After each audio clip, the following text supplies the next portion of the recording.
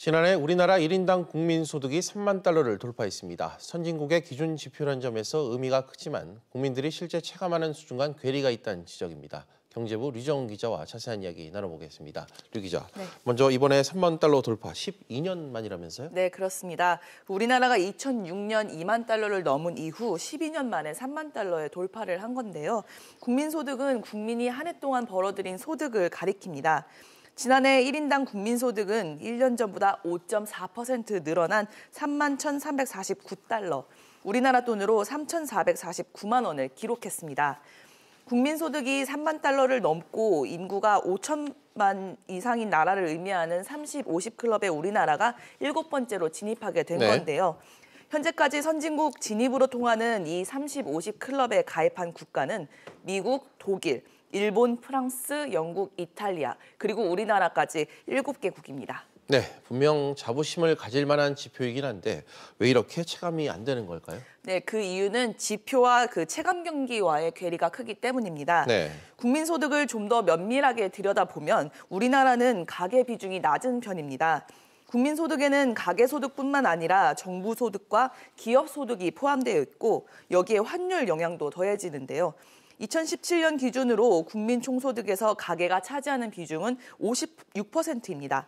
미국이 79%, 일본이 64%, 독일이 73% 수준인데 이들과 비교하면 이제 낮은 수준인 거죠. 그러다 보니까 GNI가 실제로 국민 체감 경기와 일치하지 않는다는, 밀접하다고 보기 어렵다는 지적이 나옵니다. 네. 우리 경제가 좋지 않은 성장률이 다시 말해 하락하고 있는 점도 한 이유 같은데 어떻습니까? 네, 그렇습니다. 지난해 실질 GDP 성장률은 2.7%, 물가를 반영하지 않은 명목 성장률은 지난해 3%로 1998년 이후 20년 만에 최저치로 떨어졌는데요. 명목 GDP 성장률이 낮으면 경제 주체가 성장을 체감하기가 어렵습니다.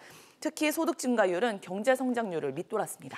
고용시장이 악화되면서 실제 쓴 돈이 많이 줄어든 것도 영향이겠죠? 네, 말씀하신 대로 지표랑 체감 경기 간극이 벌어진 게 저성장이 고착화되고 이제 분배 지표가 악화됐기 때문이라는 분석도 나오고 있는데요. 네. 지난해 4분기 소득 상위 20%와 하위 20%의 처분 가능 소득 차이가 5.47배입니다.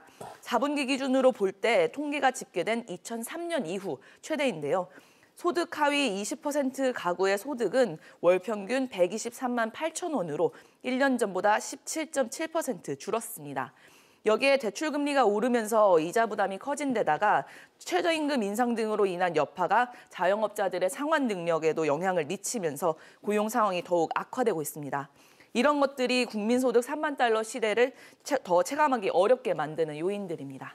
네, 그래도 3만 달러를 돌파한 만큼 이제 다음 목표는 4만 달러 돌파일 텐데 과연 좀 가능한 목표일까요? 네, GNI 3만 달러를 넘은 국가들이 모두 4만 달러 대열에 안착한 것은 아닙니다.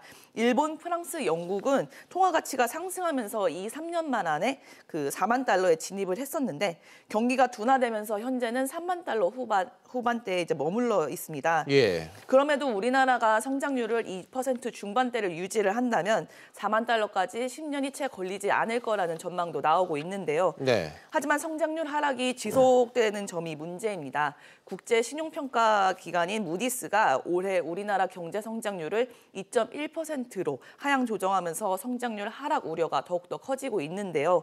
이런 상황에서 앞으로 규제 개혁과 산업 개편 등을 통해 구조적 문제를 해결하지 못하면 4만 달러 진입이 아니라 다시 2만 달러대로 후퇴할 수 있을 거라는 우려도 나오고 있습니다.